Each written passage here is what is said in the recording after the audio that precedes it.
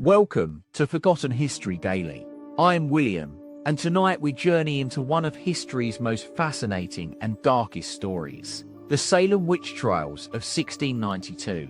A time when hysteria and paranoia gripped a small American community, leading to the tragic execution of 20 innocent people. But what makes this story even more chilling is that it happened just a stone's throw from where some of you are listening right now. In fact, within a few miles of Boston Common, there lies Salem Village, now Danvers, Massachusetts, where in 1692, a wave of mass hysteria swept through the streets. It began with a group of young girls, Abigail, Betty Paris, and Ann Putnam, among them, who started exhibiting strange behaviors, convulsions, fits, and unexplained screaming fit. The girls claimed to be possessed by demons and accused 3 local women, Tituba, Sarah Good, and Sarah Osborne, of practicing witchcraft. What followed was a reign of terror that would consume the community for months to come. Accusations snowballed into mass hysteria, with neighbors turning against each other in a frenzy of fear and superstition. The trials were shrouded in chaos, with the most basic rights denied to those accused: due process, adequate defense, even the right to remain silent. As we delve deeper into this dark chapter of American history, you'll hear the names of men like William Proctor, Rebecca Nurse, and John Willard, who all fell victim to this madness. We'll examine the role of the church, the courts, and the townspeople themselves in perpetuating this mass hysteria. It's a cautionary tale about how quickly a community can turn on itself when fear, superstition, and misinformation take hold. In today's world, where misinformation spreads like wildfire through social media, it's more relevant than ever to reflect on what went so terribly wrong in Salem Village. We'll explore the complex web of factors that contributed to this tragedy, including the economic and social pressures that fueled the witch hunt. As we journey into the heart of darkness that gripped Salem in 1692, remember that these were not just events of the past. They are a stark reminder of how quickly our collective psyche can be manipulated. And so, join me as we explore this forgotten chapter of American history and uncover the lessons that still resonate with us today. As the accusations mounted, the atmosphere in Salem Village became increasingly charged with fear and paranoia. The afflicted girls, Abigail Williams, Betty Paris, and Ann Putnam, were at the center of it all, their antics fueling the hysteria. They would convulse and scream in public, pointing fingers at anyone they claimed was a witch. The first trials took place in June 1692, with Tituba, Sarah Good, and Sarah Osborne being brought before the court. The girls' accusations were taken as gospel truth by the magistrates, who showed little concern for the accused women's defences or due process. These early trials set the tone for what would become a kangaroo court system, where the accused were denied even the most basic rights. One of the first to fall victim to this madness was Bridget Bishop, a wealthy widow who had made enemies in the community through her outspoken nature and perceived arrogance. She was tried and convicted in 1692, despite a lack of any concrete evidence against her. Her execution by hanging on June 10th set the precedent for what would follow. As the trials continued, more and more people were accused, including several respected members of the community. Rebecca Nurse, an elderly woman who had lived in Salem Village for over 40 years, was arrested and charged with witchcraft. Despite her good reputation and lack of any evidence against her, she too was tried and found guilty. The hysteria reached new heights as more people were accused, including several respected ministers' wives. In August 1692, Governor William Phips intervened, establishing a superior court of judicature to oversee the trials and provide some semblance of order to the chaotic proceedings. However, even with this attempt at reform, the court continued to turn against those accused, often relying on hearsay and dubious evidence. One of the most disturbing aspects of the Salem witch trials was the involvement of respected members of society in the accusations. Many of the accusers were well-known churchgoers, including Abigail Williams' father, William Parris, who sat as a judge in several trials. Others, like Anne Putnam, later came forward to apologize for their role in the witch hunt. The most telling sign of how deeply ingrained this madness was is seen in the role played by Increase Mather, a prominent Puritan minister and Harvard alumnus. In his book, Remarkable Providences, illustrative of the earlier success of the Church of Christ in New England, published just months after the trials ended, Mather lamented the fact that some had been executed. The trials continued until May 1693, when Pepys finally intervened decisively. He ordered an end to all further executions and established a court of oyer and terminer to re-examine the cases of those already tried. It was too late for many. However, over 20 people had been executed by hanging, with others dying in prison before they could be retried. The Salem Witch Trials remain one of the darkest chapters in American history, serving as a grim reminder of how quickly fear and superstition can consume an entire community. The autumn of 1692, a time when the very fabric of Salem village was torn apart by fear, superstition, and hysteria. The trials had reached their crescendo, with over 150 people accused of witchcraft. But as we delve deeper into this dark period in American history, we find ourselves wondering what drove these ordinary men and women to participate in such extraordinary crimes. Let us take a step back and immerse ourselves in the world of late 17th century New England. Salem Village, now known as Danvers, Massachusetts, was a small but thriving community. Founded by European settlers just over 4 decades prior, it was a place where Puritan values ruled supreme.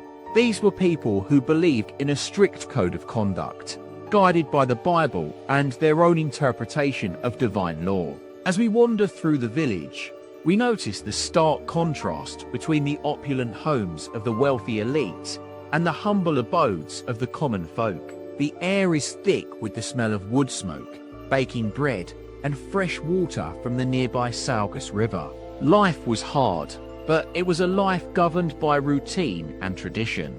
Women played a vital role in this society, managing households, tending to gardens, and caring for their families. They were the backbone of the community, but also subject to the whims of their husbands and the strictures of Puritan law. For instance, married women were required to cover their heads in public, a visible reminder of their status.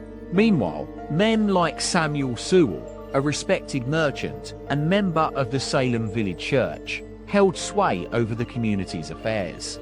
As a justice of the peace, he played a key role in the trials, but would later come to regret his involvement, writing extensively about the errors of the court system. The village was governed by a rigid hierarchy, with the church at its centre.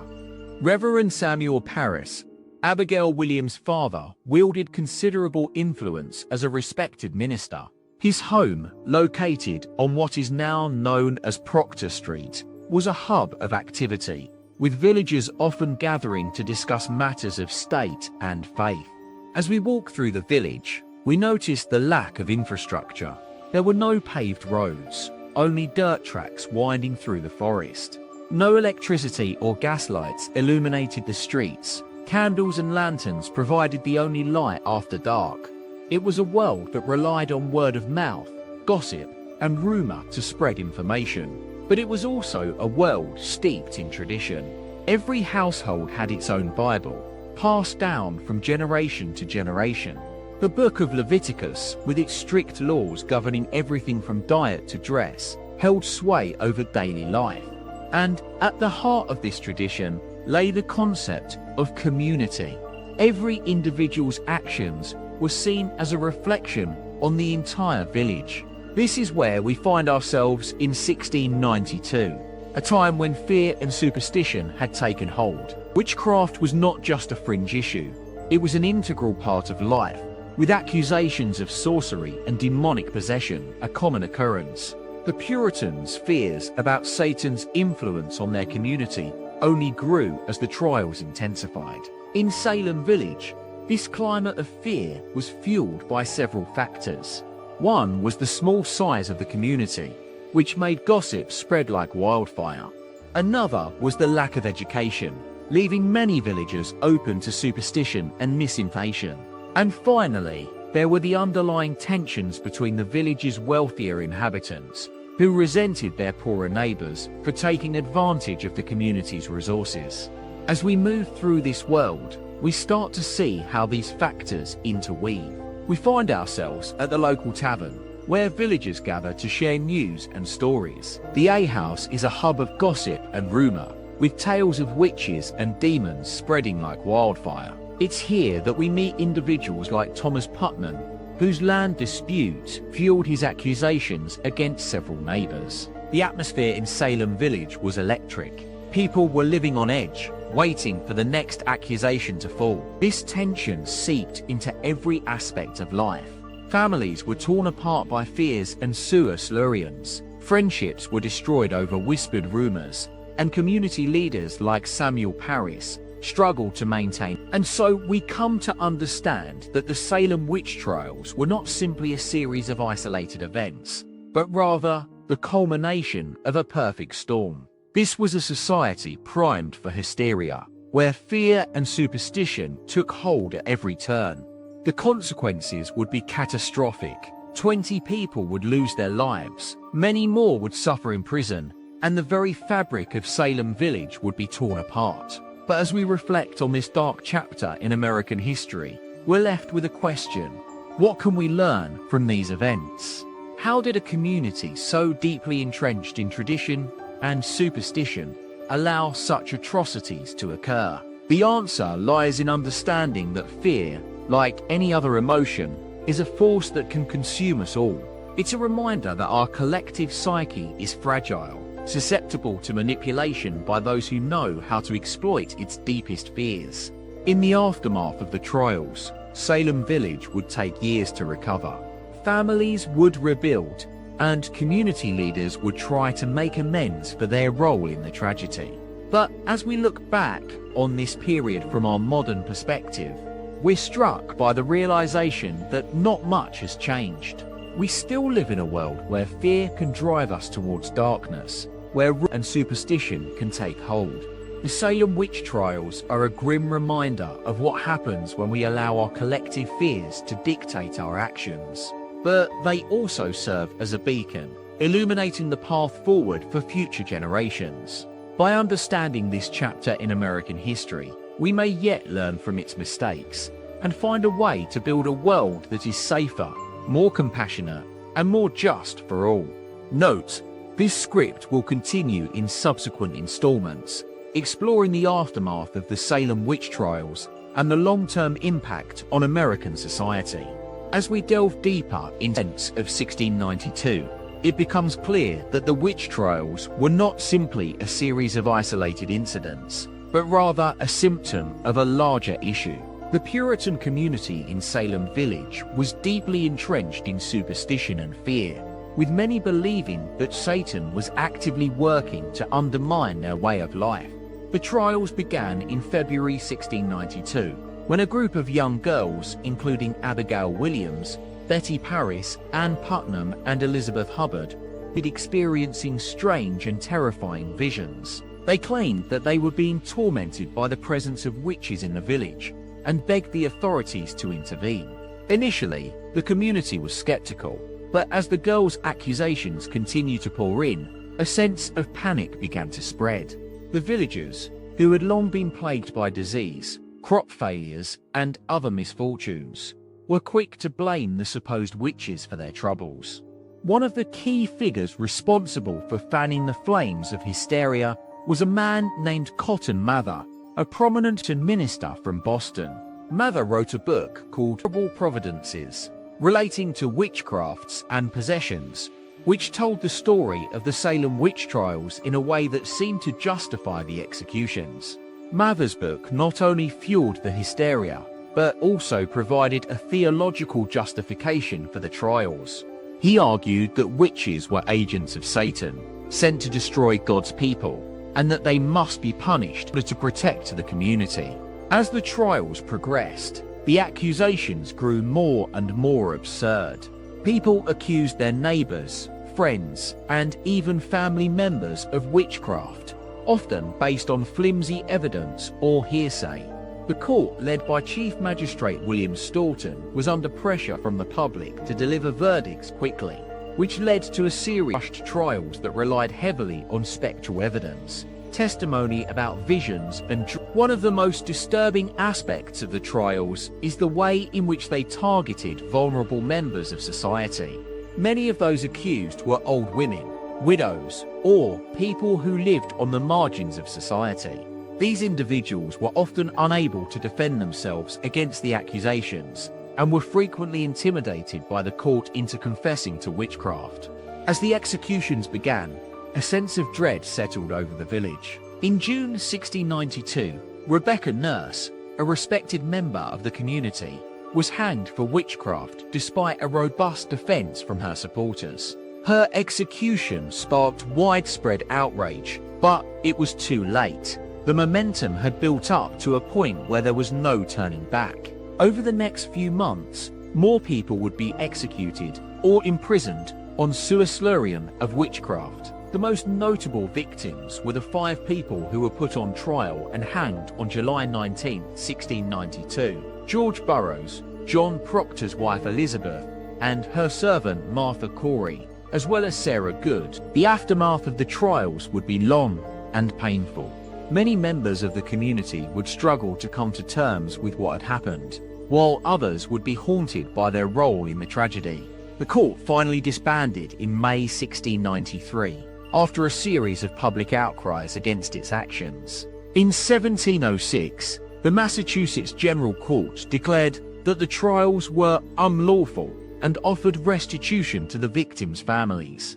But the impact of the Salem Witch Trials would be felt for generations to come. They marked a turning point in American history, where the power of fear and superstition was allowed to consume a community, leading to unimaginable suffering and injustice. As we look back on this dark chapter in our nation's past, it is clear that the lessons of the Salem Witch Trials are still relevant today, and that it is up to us to learn from their mistakes and build a more compassionate, just society for all. The year was 1692, and the small town of Salem Village in Massachusetts was on edge. It was a time of great change and upheaval, with the English Civil War still fresh in people's minds, and the threat of Native American raids ever present. But little did anyone know, a far more sinister force was gathering momentum, one that would bring about one of the darkest episodes in American history. In this supposedly God-fearing community, whispers began to spread like wildfire. Someone was practicing witchcraft, and it was only a matter of time before the devil's influence consumed them all. But who was behind these rumors? And what drove ordinary people to turn on their neighbors with such ferocity? The village elder, Deacon John Putnam, is often credited as one of the first to raise the alarm. A respected member of the community and a devout Christian, Putnam claimed to have seen a group of witches consorting in the nearby woods. His warnings fell on fertile ground. Many Salem residents were already experiencing strange occurrences. Tools would go missing, livestock would fall ill, and household members were acting strangely. As the months passed, the list of accused grew longer. Women who had long been viewed with suicide by their keys were targeted first, with dark pasts, or those perceived as having a bad reputation. It's a tragic irony that in this so-called Christian community, it was the most vulnerable and powerless members who bore the brunt of the witch hunt. One such woman was Tituba, a slave from Barbados. She had been working for the Paris family, where she'd become embroiled in a heated dispute with their daughter Betty over some missing money. But when Tituba was accused of practicing witchcraft and making pacts with the devil, well, no one knew quite what to believe. Then there was Abigail Williams, 11 years old at the time, the younger daughter of William and Elizabeth Williams. Abigail's behavior had become increasingly erratic. She'd suffer fits and convulsions, and claimed to see visions of witches tormenting her. Her accusations would soon become a crucial piece in the witch hunt puzzle. On February 29, 1692, the first round of arrests took place. 8 women were taken into custody on suspicion of practicing witchcraft.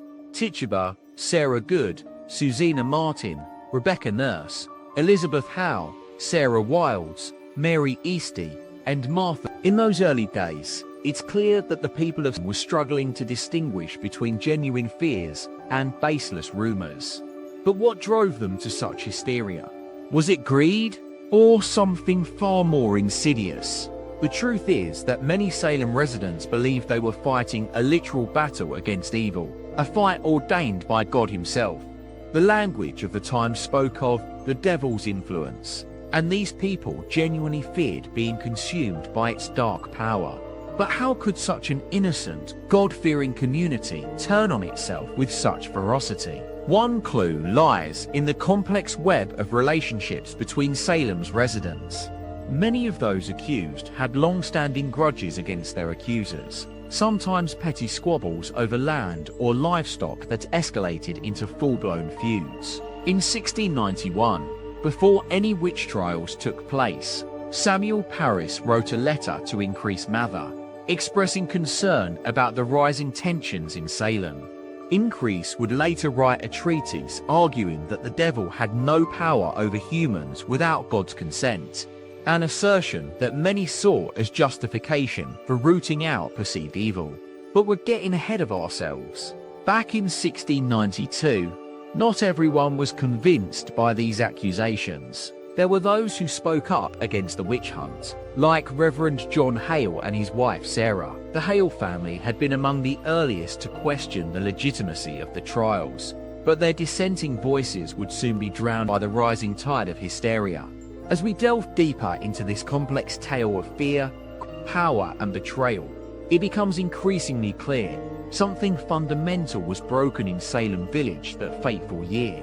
What we see emerging is a tragic dance between suicidarian, fear, and retribution, with no one aware of the human cost they would soon pay. So what will you do next? Turn to the page and read on, or sit back and let me guide you this labyrinth tale of human frailty. Whatever your choice, rest assured, as we continue our journey into the heart of darkness that consumes Salem Village, as we navigate the intricate web of relationships within Salem's community, it becomes clear that the witch trials were not simply a matter of irrational fear and superstition. There was a deeper, more sinister dynamic at play, one that involved power struggles, land disputes, and personal vendettas. Consider the case of Rebecca Nurse, and his 71-year-old respected member of the community, who was accused by neighbors. The charges against her were based on hearsay and unsubstantiated claims, but they were enough to seal her fate. In a bizarre twist, it turned out that Rebecca's niece, Susanna Sheldon, had been involved in a heated dispute with their neighbor, Thomas Putnam. This feud over land and livestock had been simmering for years, and now it was being exploited by the likes of Abigail Williams and Ann Putnam, the instigators of the witch hunt. As we explore the lives of these individuals, it becomes evident that personal animosities played a significant role in fueling trials. For example, Sarah Good's husband had been in debt to several villagers, including Thomas Putnam. It was only natural for Putnam to harbour resentment against the Goods and their supporters. Instead of confronting them directly, he used the witch trials as a means to exact revenge.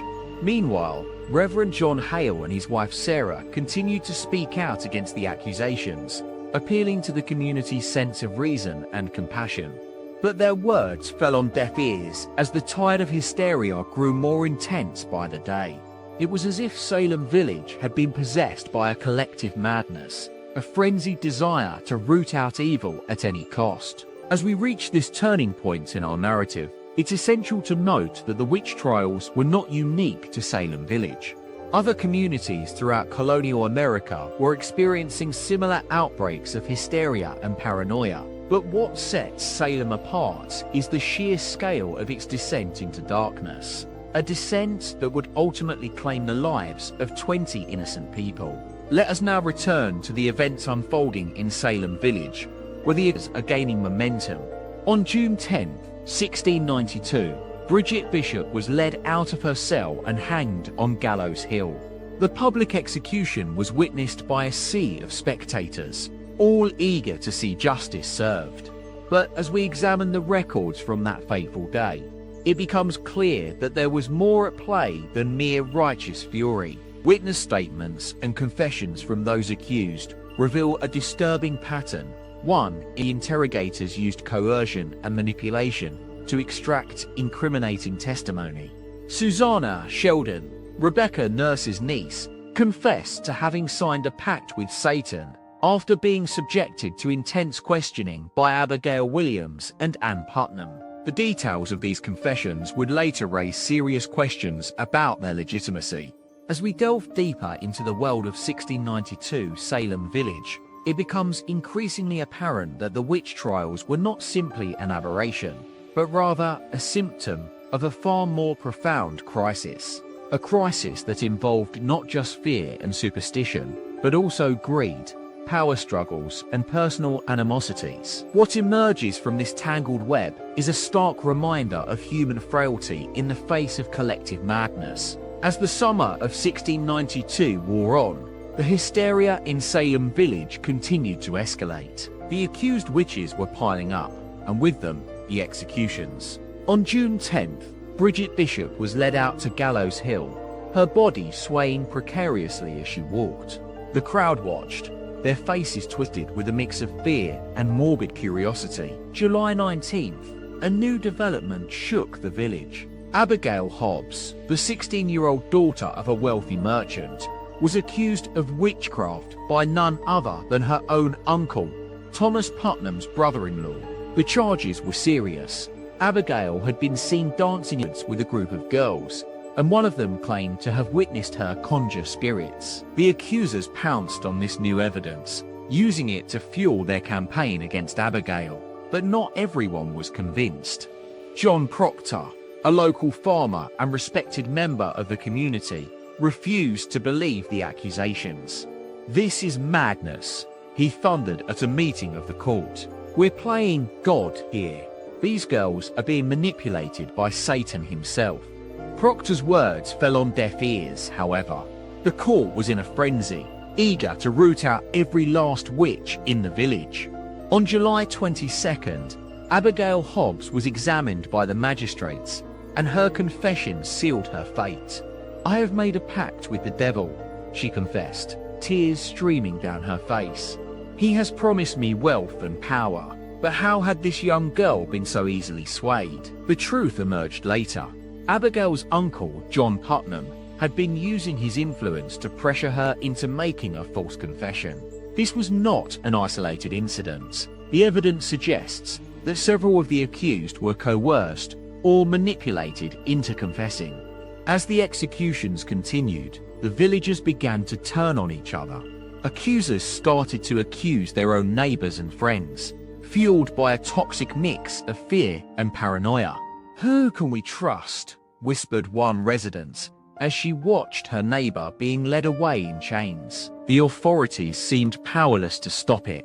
On July 25th, Sarah Wilds was accused of witchcraft, despite the protests of her husband, who insisted she was innocent. The magistrates ignored him, convinced by the testimony of Abigail Williams and Ann Putnam that Sarah was indeed a witch. It wasn't just the villagers who were losing their grip on reality. Even some of the most respected members of the community were succumbing to the madness. On August 1st, Samuel Parris's own daughter, Betty, accused Rebecca Jacobs of being a witch. This was not the first time Rebecca had been accused, but it would be her last. The following week saw another wave of accusations and arrests. Mary Eastie, the sister of John Proctor's wife, was accused of witchcraft by none other than her own niece. "I have seen my sister conjure spirits," she confessed, under intense questioning from Abigail Williams. But who was behind this coordinated campaign against the witches? Was it simply a case of mass hysteria, or were there more sinister forces at play? As we delve deeper into the world of 1692 Salem Village, one thing becomes clear. The witch trials were not just an aberration, they were a symptom of a far deeper crisis. A crisis that involved not just fear and superstition, but also greed, power struggles, and personal animosities. A crisis that threatened to tear the very fabric of the community apart. On August 19th, a group of villagers gathered on Gallows Hill, ready to witness another execution. Mary Eastie was led out in chains, her eyes fixed on the ground as she walked. The crowd watched, their faces twisted with a mix of fear and morbid curiosity.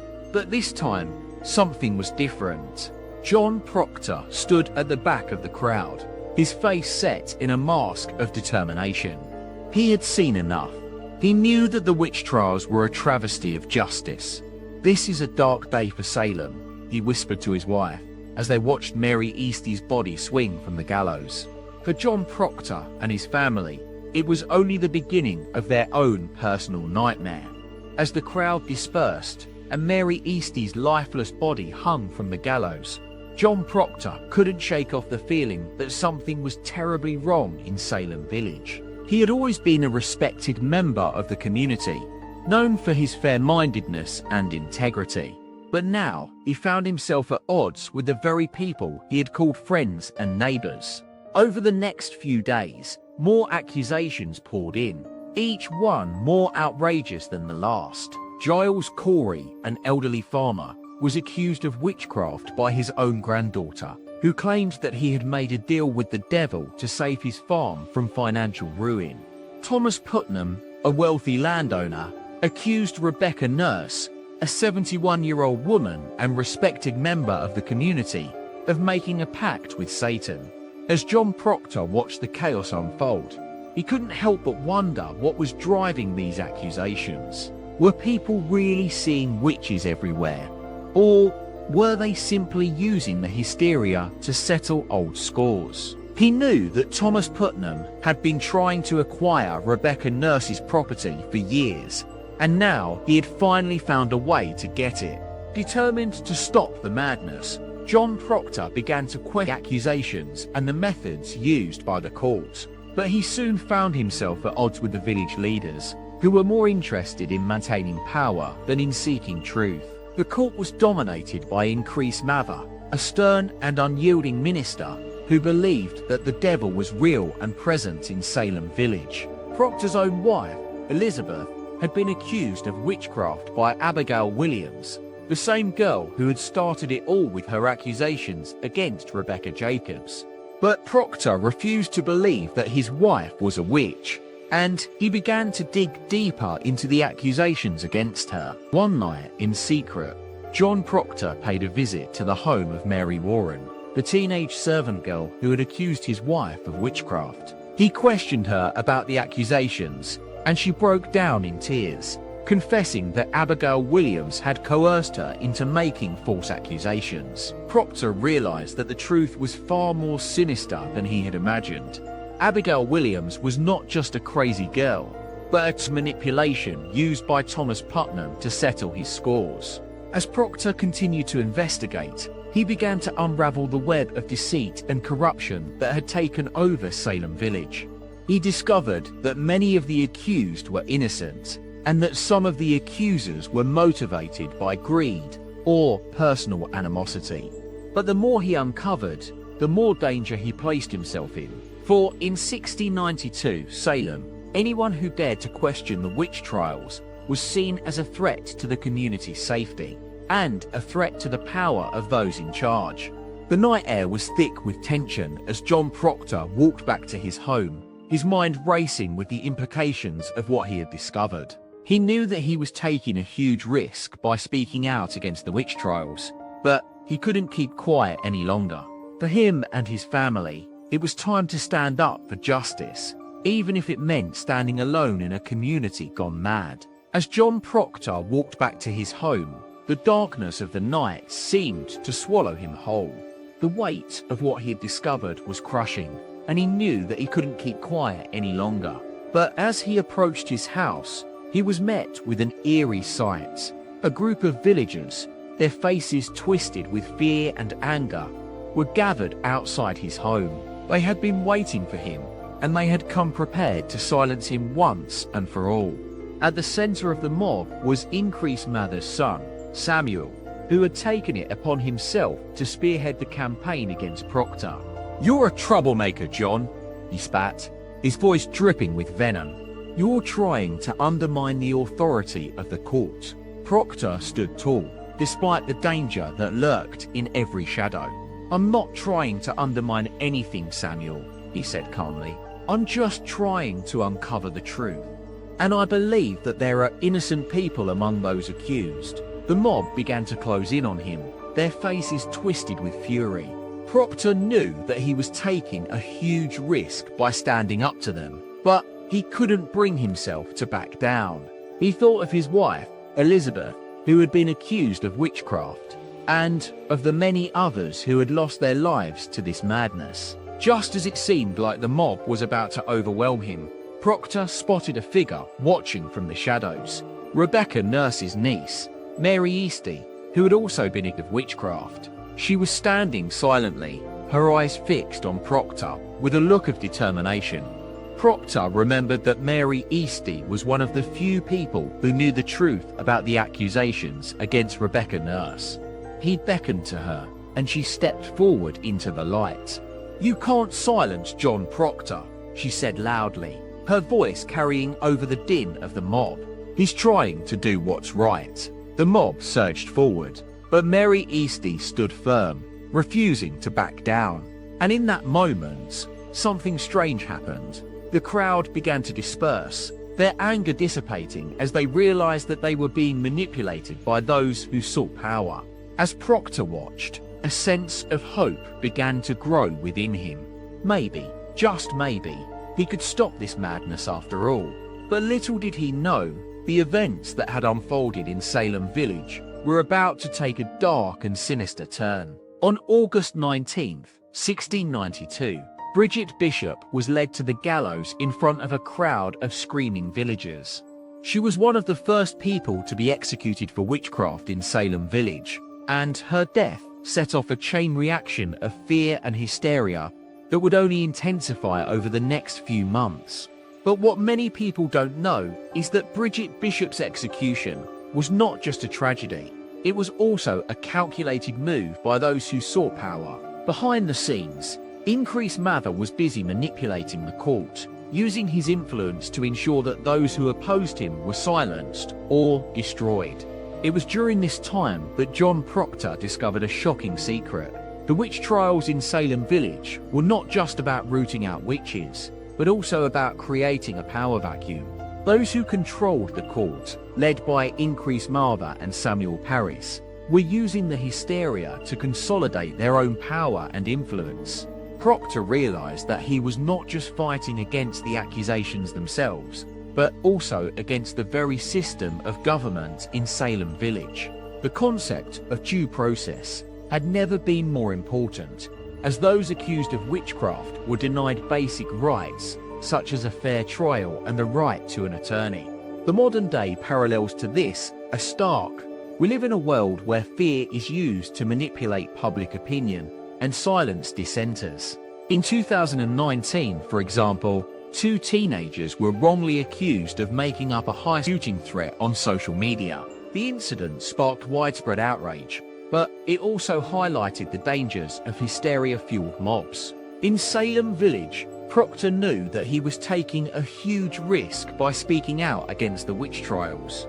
But he couldn't keep quiet any longer, not when innocent people were being slaughtered in the name of justice. As he stood before the court, refusing to back down from his accusations, he became a symbol of resistance against the madness. The consequences of Proctor's acts were dire. He was arrested and imprisoned on September 17th, 1692, accused of witchcraft by none other than Abigail Williams, But as he sat in his cell, waiting for his trial to begin, Proctor knew that he had done something far more important. He had stood up for justice. The Salem Witch Trials are a dark and disturbing chapter in American history, but they also hold a valuable lesson for us today. When fear takes over, when hysteria becomes the norm, we must stand strong against it. We must fight for truth, even if it means fighting alone. In the end, Proctor's bravery rewarded. In 1706, he was finally vindicated by the court, and his name was cleared of any wrongdoing. But for many others who were accused during this time, there was no such luck. They lost their lives, their families, and their dignity in a wave of madness that swept through Salem village. As we look back on this chapter of history, we are reminded of the dangers of unchecked power, the dangers of manipulative opinion, and the importance of standing up for truth. In a world where fear is used to silence dissenters and crush opposition, the lessons of the Salem Witch Trials are more relevant now than ever before. The dark legacy of this tragedy still haunts us today, in the courtrooms, in our schools, and even on social media. But we must not let it consume us. We must remember the bravery of John Proctor, who stood up against the madness and refused to back down. And so, as we close this chapter of history, we are left with a haunting question. What would happen if we were to repeat this tragedy today? What if fear and hysteria were allowed to take over our communities once more? It's a thought-provoking question that makes us realize just how fragile democracy is. We must remain vigilant, always standing up for truth and fighting against the forces of oppression that seek to silence dissenters. In the end, John Proctor's courage would be an inspiration to generations to come. But at what cost? The Salem Witch Trials left a lasting scar on American history, and they serve as a stark reminder of the dangers of unchecked power and hysteria-fueled mobs. As we close this chapter of forgotten history, let us remember the lessons that it holds. Let us stand strong against fear, against manipulation, and against those who seek to silence dissenters. For in doing so, we honor the memory of John Proctor and all those who lost their lives during this tragic period. As the months went by, the witch trials continued with a ferocity that seemed to grow with each passing day. The courtrooms were filled with hysteria and terror as innocent people were accused, tried, and executed on the flimsiest of evidence. The accusations started with the young girls, Abigail Williams, Betty Paris, Ann Putnam, and Elizabeth Hubbard, who claimed to be possessed by the devil and pointed out their supposed victims. But it didn't take long for the accusations to spread like wildfire throughout the community. Neighbors turned against neighbors, friends turned against friends, and family members turned against each other. The once tight-knit community of Salem Village was torn apart by suicidarian and fear. As the trials progressed, the standards of evidence used to convict the accused became increasingly lax. A simple accusation from one of the afflicted girls, or a supposed spectral visitation from the accused, was enough to seal someone's fate. Juries were packed with villagers who had already made up their minds, and judges were often swayed by public opinion. One of the most disturbing aspects of the trials was the use of spectral evidence, which was testimony about dreams and visions that supposedly revealed the accused's guilt. This kind of evidence was used to convict dozens of people, including some who later recanted their confessions under duress or in exchange for leniency. The court also employed a technique called touching tests to determine if someone was a witch. A person would be touched by the accused and then subjected to a physical examination. If they experienced any discomfort or convulsions, it was seen as proof of the witch's guilt. As the death toll mounted, public opinion began to shift. Many who had initially supported the trials started to question their involvement. Some even began to speak out against the proceedings, but their voices were largely drowned out by the cacophony of hysteria and fear.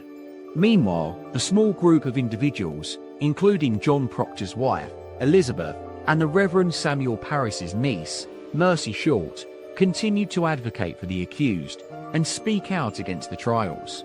They worked tirelessly behind the scenes, gathering evidence and testimony that would eventually be used to expose the trial's egregious errors. But their efforts were met with resistance from those who had grown powerful in Salem Village. The authorities, including Governor William Phips, seemed more concerned with maintaining public order than with uncovering the truth.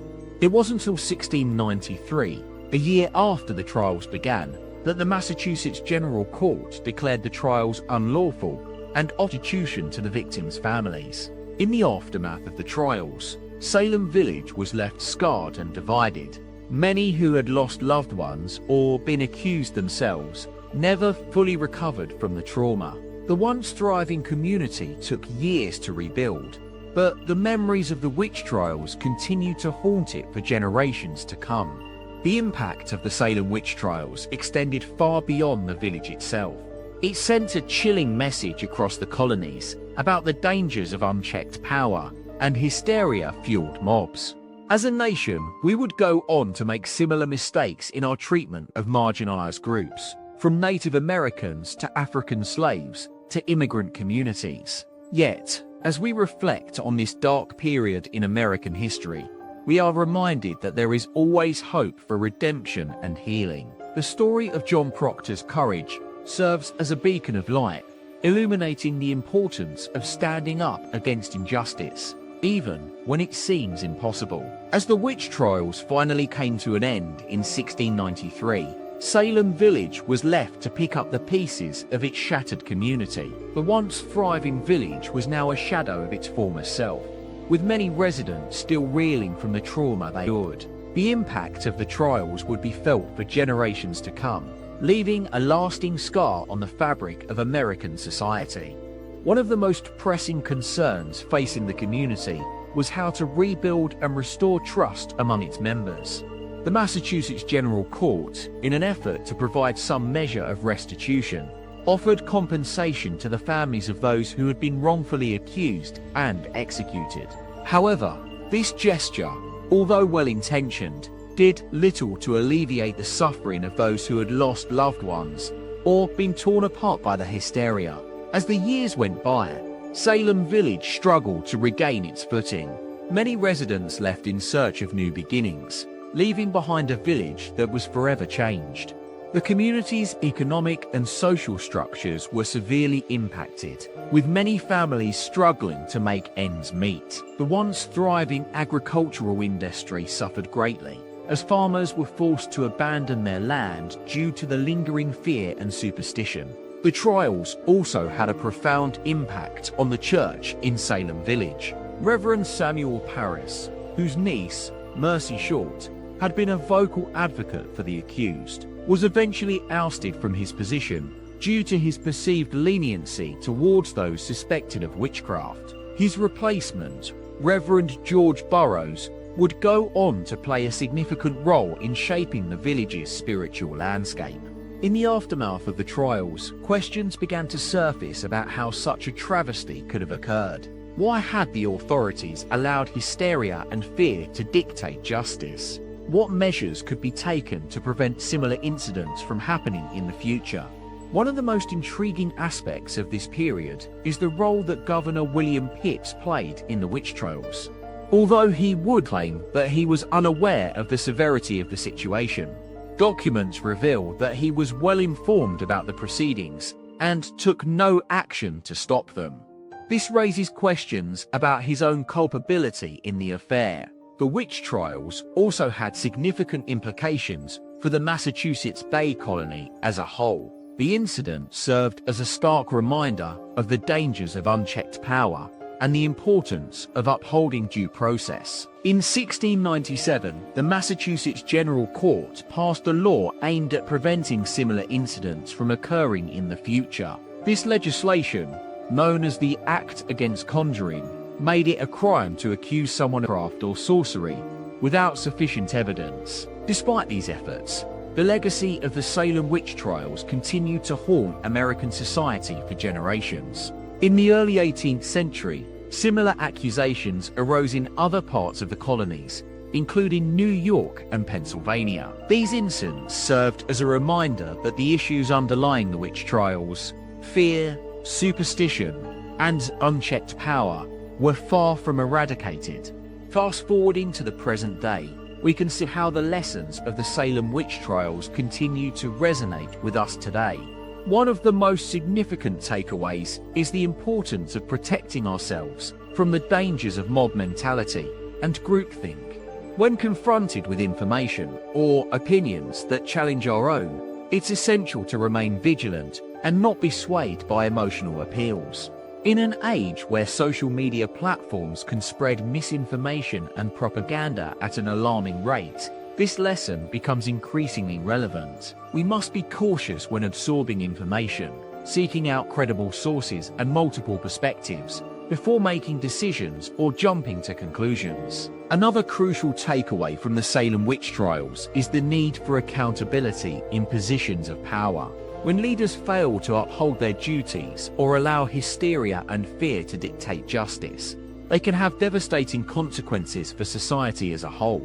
It's essential that we hold our elected officials accountable for their actions and demand transparency in governance. Finally, this story serves as a poignant reminder about the importance of empathy and understanding in breaking down barriers between communities. When we fail to recognize the humanity within others, we create an environment conducive to fear and mistrust. By actively seeking out diverse perspectives and engaging with those who may hold differing views, we can build bridges and foster greater understanding. So, what practical lessons can we apply to our lives today? Firstly, it's essential to be critical thinkers, not swayed by emotional appeals or misinformation. We must seek out credible sources, engage in nuanced discussions, and remain open-minded to alternative perspectives. Secondly, we must hold our leaders accountable for their actions, demanding transparency and accountability in governance.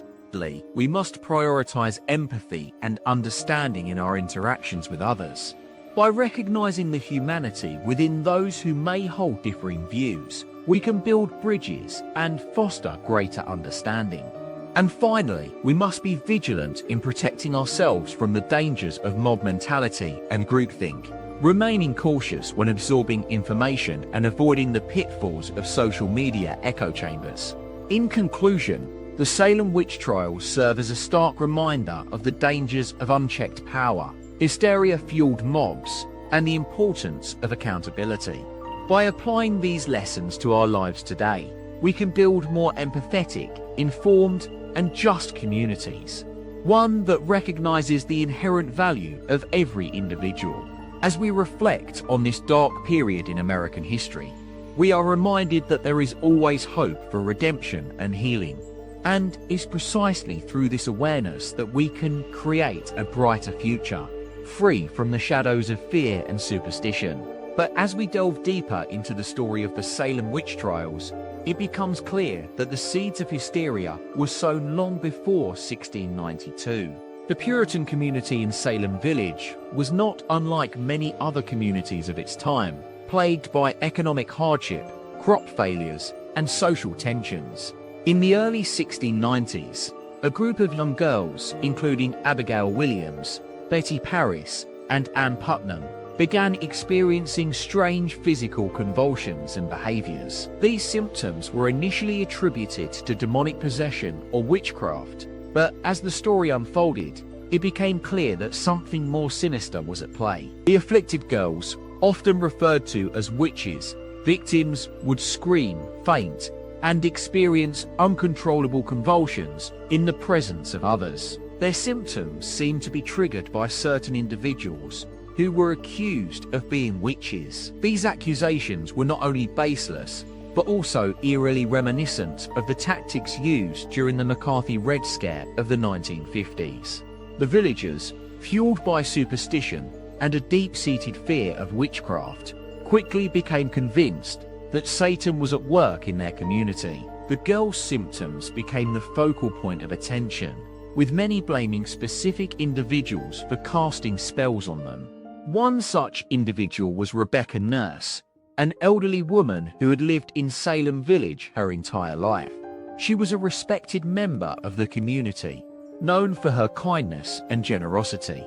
However, when she was accused of witchcraft by one of the afflicted girls, she was summarily arrested and put on trial. The trials themselves were farcical proceedings, marked by irregularities and injustices. The spectrums presented in court, testimony based solely on the girl's supposed visions and dreams, was not only hearsay, but also unreliable. And yet, this flimsy evidence was used to convict many innocent people of witchcraft. Rebecca Nurse, along with two other elderly women, Elizabeth Howe and Sarah Good, were among those accused and brought to trial. The verdicts were predictable. All three were found guilty and sentenced to death by hanging. But what's most shocking is that the trials continued even after it became apparent that many of the accused were innocent.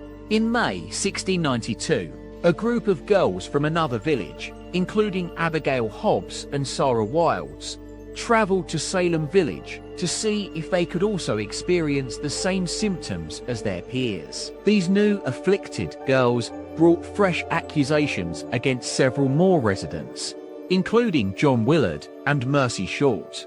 The villagers, caught up in the hysteria, ignored the mounting evidence of fabrication and continued to believe that witchcraft was afoot in their community. As the trials dragged on, more and more people were accused, arrested, and tried for witchcraft. Some 150 people were eventually accused, the 20 hanged, one crushed to death by stones, and 5 others who died while imprisoned awaiting trial. In the midst of this chaos, a few voices of reason emerged, including William Stoughton, who served as Chief Justice of the Court of Oyer and Terminer. Stoughton, though not entirely opposed to the idea of witchcraft, grew increasingly uneasy with the trial's progress. As the executions continued, public opinion began to shift.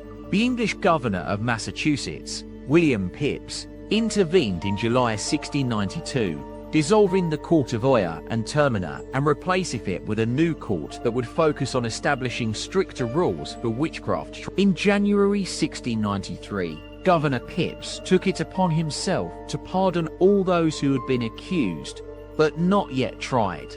However, this gesture did little to damage community, which was left to pick up the pieces of its shattered reputation. The consequences of the Salem Witch Trials would be felt for generations to come. In 1706, the Massachusetts General Court declared that the trials were unlawful and offered restitution to the victims' families. However, it wasn't until 1957 that the state officially apologized for the tragedy. In 1692, though, the people of Salem Village had no way of knowing that their actions would be judged so harshly by history. They were caught up in a maelstrom of fear and superstition, with devastating consequences for society as a whole. It's essential to remember that the Salem Witch Trials serve as a caution tale about the dangers of unchecked power, hysteria-fueled mobs, and the importance of accountability. By examining this dark period in American history, we can draw valuable lessons about the need for critical thinking, empathy, and understanding, crucial components in building more just communities today. As we reflect on the Salem Witch Trials of 1692, a chilling episode in American history that continues to haunt us today, it's clear that one crucial lesson emerges from this tragic period: unchecked power and hysteria. This dark chapter serves as a stark reminder of the dangers of allowing fear, superstition, and mob mentality to override reason, compassion, and critical thinking. One cannot help but wonder what might have been if, in those fateful months of 1692, leaders and citizens had paused to question the evidence presented against the accused. Would they have seen the desperation and confusion that drove so many innocent people to confess to crimes they did not commit?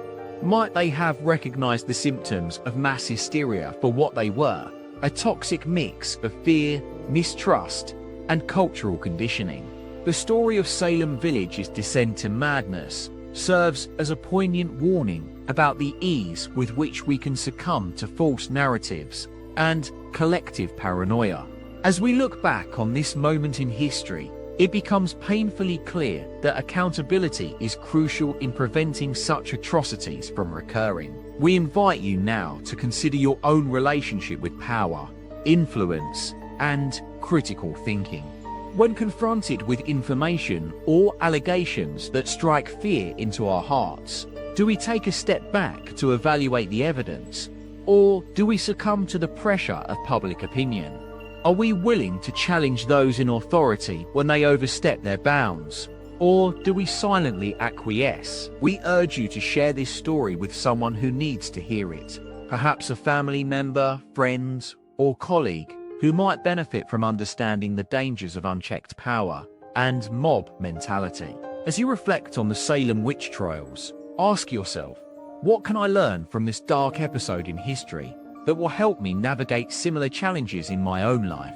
If this story opened your eyes to the importance of critical thinking and accountability, then we invite you to join us each week at Forgotten History Daily as we uncover more stories like this, the ones they don't want you to know. Subscribe now and become part of a community that values knowledge, empathy, and understanding. Until next time, stay curious, stay informed, and never stop asking questions. As the trials continued to unfold, the atmosphere in Salem Village grew increasingly tense. The accused were subjected to humiliating examinations, forced to confess to crimes they did not commit under the guise of spiritual awakening. Many believed that Satan himself was at work, tempting and deceiving the witches. In May 1692, a young girl named Abigail Williams, one of the afflicted, pointed out Tituba, a slave from Barbados, who had been in the service of Reverend Samuel Parris. Tituba, who was already known for her involvement in fortune-telling and other forms of folk magic, was accused of witchcraft. She confessed to practicing witchcraft after being tortured with physical abuse, including beatings and burning. This confession set off a chain reaction, as more and more people were accused and imprisoned on the basis of dubious testimony and hearsay. Bridget Bishop, a wealthy widow who had been at odds with many in the community, was one of the first to be tried and executed by hanging in June 1692. Her body was left dangling from the gallows for several days as a warning to others. As the executions continued, the hysteria reached a fever pitch. Families turned against each other, with accusations of witchcraft flying back and forth like wildfire. The town's ministers, who had initially been hesitant to condemn the accused, eventually fell in line with the prevailing mood, using their pulpits to whip up further condemnation of the witches. One of the most disturbing aspects of the trials was the use of spectral evidence, testimony about dreams, visions, and supernatural occurrences that were considered proof of witchcraft. This allowed accusers like Abigail Williams to make outlandish claims against their neighbors with impunity, as long as they were willing to swear to them in court. As the months dragged on, the trials took a toll on Salem Village's community cohesion. Friends turned against friends, and families were torn apart by accusations of witchcraft. Some even accused respected members of the community, such as Rebecca Nurse, who was hanged in July 1692, despite being an esteemed elder in her church. The reign of terror finally began to subside in October 1692, when Governor William Phips dissolved the Court of Oyer and Termina, the special tribunal established to try the witchcraft cases. The trials continued in a more subdued form, with some accused eventually being released from prison or receiving pardons. In 1697, the Massachusetts General Court declared that the execution of witches was unlawful and offered restitution to many of those who had been wrongfully accused and punished. However, it would take centuries for the people of Salem Village to fully come to terms with what had occurred during this dark period in their history. As we reflect on the Salem Witch Trials, we are reminded that mass hysteria and mob mentality can strike anywhere, at any time.